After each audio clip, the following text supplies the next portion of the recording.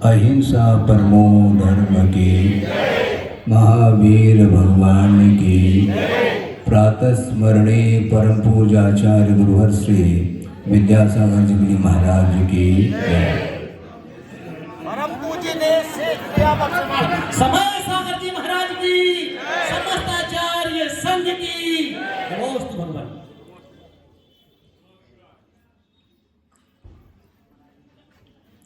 पहले भी प्रसंग के अनुरूप ये विषय रखा है, फिर भी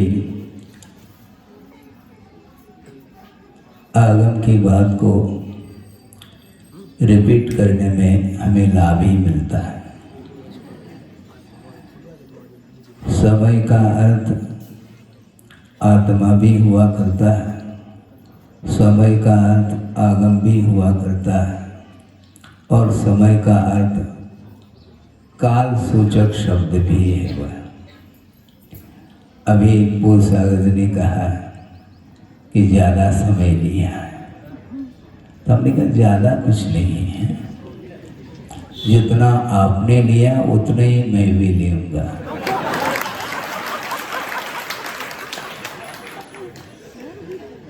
समय रुकता नहीं, समय रुकता नहीं। आगम की दृष्टि से हम सोचते हैं कि किसी भी कार्य को छद्मस्त अवस्था में सिद्धांत की दृष्टि से देखेंगे तो हम कर नहीं पाएंगे। इसलिए नहीं कर पाएंगे, एक समयवर्ती जो कार्य घटित हो जाता है वह बुद्धि का विषय नहीं बनता, जिसको आचार्यों ने अर्थ पर्याय की संज्ञा दी है। प्रति समय वस्तु का परिणमन निरंतर चलता रहता है। भीतर जो इच्छाएं उत्पन्न होती हैं, उन इच्छाओं के अनुरूप हम कार्य नहीं कर पाएंगे, क्योंकि जिस समय इच्छा हुई है उस समय भी वह परिणति उत्पन्न हो करके वह पर्याय विलीन हो जाती है। इसलिए असंख्यात समय तक तो हम बोल सकते हैं, जितना कि महाराज जी ने भी बोला है। ज़्यादा नहीं बोला न कम बोला, असंख्यात समय बहुत होते हैं। एक आँख की जो टिमकार जिसको बोलते हैं आप लोग, उसको एक निमेष बोलते हैं, और उसमें असंख्यात समय गुजर जाते हैं। ये चीज़ें स्पष्ट है कि काल की ये जो इकाई है बहुत सूक्ष्म है, वह सर्वज्ञ का ही विषय बनता है। अब हम मूल विषय पर आते हैं कि आनंद की बात चल रही थी आपके बीच में, और आनंद जो आता है वह दिखाई नहीं देता। आनंद जो आता है वह बाहर से भी नहीं आता, और जो आता है तो उस आनंद के साथ जो संबंध है वहाँ पर द्रव्य के साथ कोई भी संबंध नहीं रहता उसका। सुना आपने? हाँ, आनंद का संबंध अपने आप में आत्मगत भावों का नाम ही है। सर्वार्थ सिद्धि आपने पढ़ी होगी, तत्प्रमाणे इस प्रकार एक सूत्र भी आता है, प्रमाण की व्याख्या भी की है, सम्यक ज्ञानम प्रमाणम। किंतु ज्ञानावरणी कर्म के क्षोभम से प्राप्त जो ज्ञान है वह अलग वस्तु है, और उस ज्ञान के माध्यम से जो आनंद आता है वह उस ज्ञान से पृथक है। क्योंकि पूज्यपा स्वामी ने ये कहा कि प्रमाण का फल भी होना चाहिए। वो क्या है? वो प्रीति दर्शनात्, ऐसा कहा। ज्ञान उत्पन्न होने के उपरांत प्रीति जो आनंद देखने में आता है उसका नाम प्रमाण का फल है। और जिसको और आगम ग्रंथों में पढ़ने को मिलेगा कि ज्ञान का फल क्या है, प्रमाण का फल क्या है, तो उन्होंने ये कहा कि नानस्य फलम उपेक्षा, ज्ञान का फल उपेक्षा। उपेक्षा का अर्थ लौकिक क्षेत्र में अलग अर्थ लिया जाता है, इग्नोर करना है, किंतु यहाँ पर उपेक्षा का अर्थ विषयों के प्रति इग्नोर करने का नाम ही उपेक्षा अर्थात चारित्र है। और चारित्र की बात आपके सामने अभी अभी रखी गई थी, आपने सुन लिया। और ज्ञान और ज्ञानावरणी कर्म का क्षोभशम इतना लंबा चौड़ा होता है, उसके उपरांत भी वह प्रीति वह आनंद अलग क्वालिटी का होता है। और जो वह आनंद है वह आनंद बिना आस्था के संभव नहीं है। मिथ्यात्व की भूमिका में भी अंगों का पूर्वों का ज्ञान रखता है, इसके बावजूद भी वह एक भी कर्म का संवर नहीं कर सकता। और संवर जो होता है वह बगैर सम्यक दर्शन के, बगैर चारित्र के संभव नहीं है। इसलिए श्रुत ज्ञानावरणी मति ज्ञानावरणी कर्म के क्षोभशम से प्राप्त जो ज्ञान है, उस ज्ञान को लेकर के ही संसारी प्राणी यह अनुभव करता है, मेरे बराबर और कोई भी दुनिया में ज्ञानी नहीं है, विद्वान नहीं है।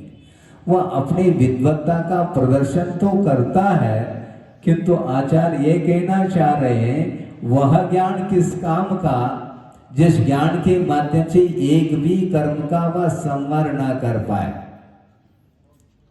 वह एक पूर्व कोटि तक भी वह ज्ञान लेकर के रहे, इससे कोई भी प्रयोजन सिद्ध नहीं होता। प्रयोजन क्या है? प्रयोजन इतना ही है कि साधन के माध्यम से हमें साध्य को प्राप्त करना है। प्राप्त करना क्या है? ज्ञान को प्राप्त नहीं करना, क्योंकि ज्ञान भी अपने आप में एक साधन है, उसके माध्यम से हमें साध्य तक पहुंचना है। समीचीन ज्ञान उत्पन्न होने के बाद वह उसका उपयोग करता है सम्यक दृष्टि, अनुवृत्ति अथवा महावृत्ति, जिसके अंदर उस ज्ञान का क्या मूल्य है वह ज्ञात हो जाता है। ज्ञानावरणी कर्म का क्षोभशम अलग है। कल चर्चा चली थी आरिकाओं के बीच में, हाँ, बहुत अच्छा विषय निकला था। ज्ञानावरणी कर्म का क्षोभशम होने के बाद भी आपको ज्ञान नहीं हो सकता। महाराज आप क्या कहने जा रहे हैं? ठीक कह रहा हूं मैं। ज्ञानावरणी कर्म का क्षोभशम नहीं है तो ज्ञान नहीं होता, इसमें कोई बाधा नहीं है। ज्ञानावरणी कर्म का क्षोभशम होने के उपरांत भी जब तक उपयोग नहीं है तब तक ज्ञान नहीं हो सकता। और ये सूत्र दिया था कल मध्याह्न में कि लब्धि प्रयोगो भावेन्द्रियम, ऐसा कहा है उमा स्वामी महाराज ने। ज्ञानावरणी कर्म के क्षोभशम विशेष का नाम लब्धि है, और उस लब्धि के माध्यम से, उस क्षोभशम के माध्यम से पदार्थ को जानने के लिए जो प्रयत्न पुरुषार्थ होता है उसका नाम उपयोग है। उसके माध्यम से ही पदार्थ का बोध होता है। इसलिए श्रुत ज्ञान आपके पास पर्याप्त हो सकता है समझने के लिए। आपका उपयोग तत्वार सूत्र में है, किसी भी सूत्र के साथ आपका उपयोग लगा हुआ है। उस समय अन्य आगम संबंधी भी आपके पास ज्ञान है। वह ज्ञान क्या काम कर रहा है? वह मात्र क्षोभशम है। भक्तांबर भी आपको कंठस्थ है, सहस्रनाम भी कंठस्थ है, द्रव्य संग्रह भी कंठस्थ है, और भी बहुत सारे जो है ग्रंथ हो सकते हैं जिनके अध्ययन के फलस्वरूप वो सारा ज्ञान क्षोभशम प्राप्त आपके पास है। किंतु उपयोग वर्तमान में मान लो किसी एक सूत्र में लगा हुआ है तो उसी संबंधी आपको ज्ञान होगा। इसलिए आचार्यों ने ये कहा कि साधन के माध्यम से हमें साध्य तक पहुंचना है, किंतु साध्य की ओर जिसकी दृष्टि ही नहीं, साधन में ही वह लट्टू हो रहा है, फूल रहा है। वो क्या फूलना क्या है हमें बताओ। साधन के बिना तो साध्य की उपलब्धि नहीं होगी, किंतु साधन का सदुपयोग करते हैं तो साध्य देखने में आता है। हाँ, इसलिए जो साध्य होता है वह सिद्ध नहीं होता। साध्य शुद्ध नहीं होता, साध्य हमेशा असिद्ध ही रहता है और उसको शुद्ध करने के लिए ही पुरुषार्थ किया जाता है, इसका अर्थ है। क्योंकि इष्टमबाधित असिद्धम साध्यम ऐसा कहा, इष्ट हो, आगम से बाधा न हो और असिद्ध हो, उसका नाम साध्य है। पहले से ही शुद्ध है तो क्या शुद्ध करना फिर हमें शुद्ध नहीं करना है। जो असिद्ध है उसको सिद्ध करने के लिए पुरुषार्थ करना है। इसलिए अनंत काल से जो स्वाभाविक परिणति, जो आत्मगत परिणति थी, वह शक्ति के रूप में है। उसकी अभिव्यक्ति के लिए ये सारा उपक्रम पुरुषार्थ के रूप में सामने आता है। इसलिए हमें सदृष्ट ज्ञान वृत्तानि धर्मम, इसको भूलना नहीं चाहिए, जो कि आपको महाराज जी ने ध्यान दिलाया।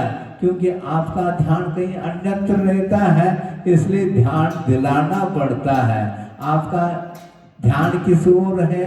महाराज यहाँ पर कम से कम 20-22 दिन हो गए, उस ओर ध्यान नहीं, महावीर जयंती की ओर ध्यान है आपका, है कि नहीं? जो लिया है लाभ वो चला गया, अब पुनः अगला क्रम आया। ठीक है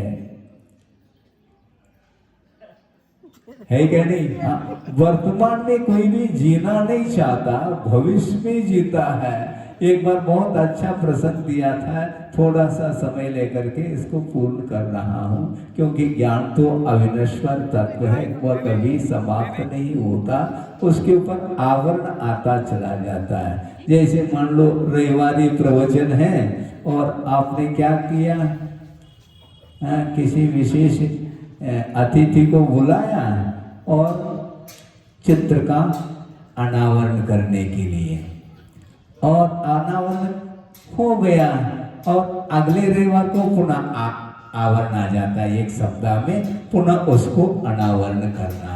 उसी प्रकार ज्ञानावरण का कर्म का शोषण पुरुषार्थ के द्वारा हो जाता है और अन्यत्र थोड़ा सा हमारा उपयोग चला जाता है, तो उस ज्ञान के ऊपर पुनः आवरण आ जाता है। नर्सरी में पढ़ रहा है छोटा सा बालक, और पढ़ते पढ़ते पढ़ते कई जीवन में डिग्रियां उसने ले ली नर्सरी से, फिर बाद में वो धीरे धीरे कदम बढ़ाता है वो, और वह प्राइमरी से मिडिल से हाई स्कूल से फिर कॉलेज इत्यादि जाकर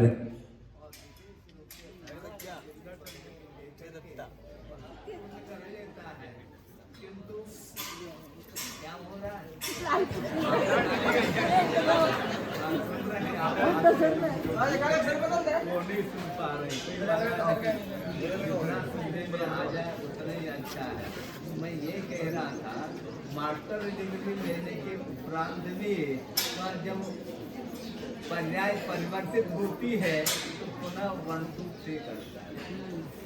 अगले भाव में जाकर के पुनः माँ को मन से मनुष्य को प्राप्त कर लिया तो पुनः वापस वह नर्सरी में पहुँचेगा। इस प्रकार ज्ञान के ऊपर यह आवरण आता ही चला जाता है। इसलिए आवरण आने के पूर्व में यदि वह अनावृत ज्ञान है तो उसका सदुपयोग करेंगे तो निश्चित रूप से वह चारित्र के लिए वह एक प्रकार से कारण बनता है। किंतु साधन जो है ना, जो कारण बोलते हैं, तो उसका उपयोग हम करेंगे तो वही वह साधन के रूप में उपस्थित होता है। गुरुदेव ने बहुत अच्छी बात कही थी कि आत्मा के पास शक्ति है, किंतु शक्ति काम में नहीं आती। हाँ, शक्ति है आपके पास, किंतु शक्ति काम में नहीं आती, काम में लिया जाता है। हाँ, शक्ति आपके पास है, काम में ले तो वह शक्ति समझ में आएगी कितनी शक्ति है, क्या है। थोड़ा सा और आनंद आने वाला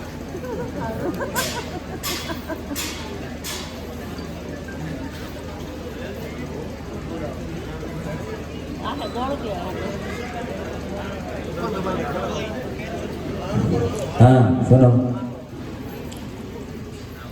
तो शक्ति काम में नहीं आती, काम में लिया जाता है। हाँ।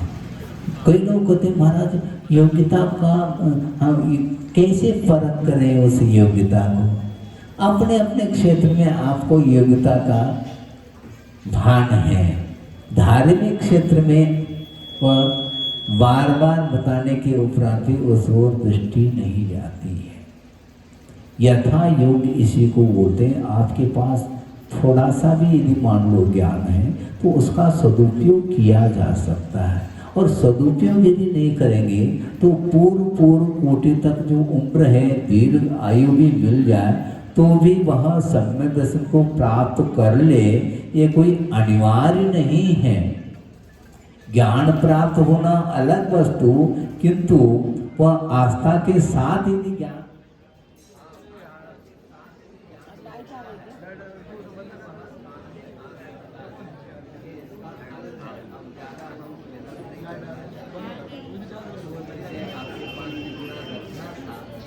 रख लिया,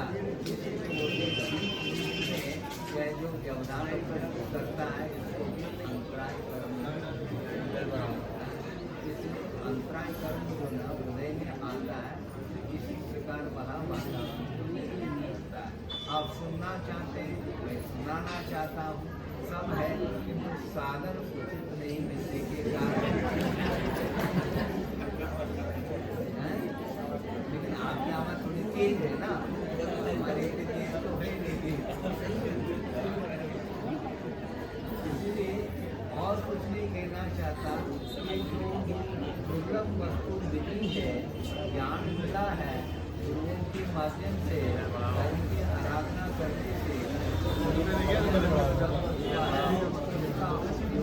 धार्मिक करना चाहिए, उसके माध्यम से और करना चाहिए, और वही ज्ञान माना जाता है कर्म के क्षय के लिए अथवा आदि के लिए कारण होता है। इसलिए इतना ही मैं पर्याप्त समझता हूँ कि साधन क्यों करें, इसके माध्यम से ही हम लक्ष्य तक पहुँच सकते हैं। अंतम तक पहुँचने के लिए साधना की आवश्यकता है, किंतु साधना करते हुए कभी भी मन में ये भाव नहीं आना चाहिए कि महाराज कब तक साधना करें, कब तक साधना न करें। आचार्य महाराज ने किसी ने पूछा होगा, उत्तर ये दिया, सज्जन ने पूछा कि महाराज साधना की अवधि क्या है, साधना की क्या सीमा है। साधना की कोई सीमा नहीं है, यदि कोई सीमा है तो साधन की उपलब्धि जब तक न हो तब तक साधना करेंगे, साधन की उपलब्धि की सीमा मानी जाती है। इसलिए हम जिनवा निकले आप खड़े हो जा, ज्ञान की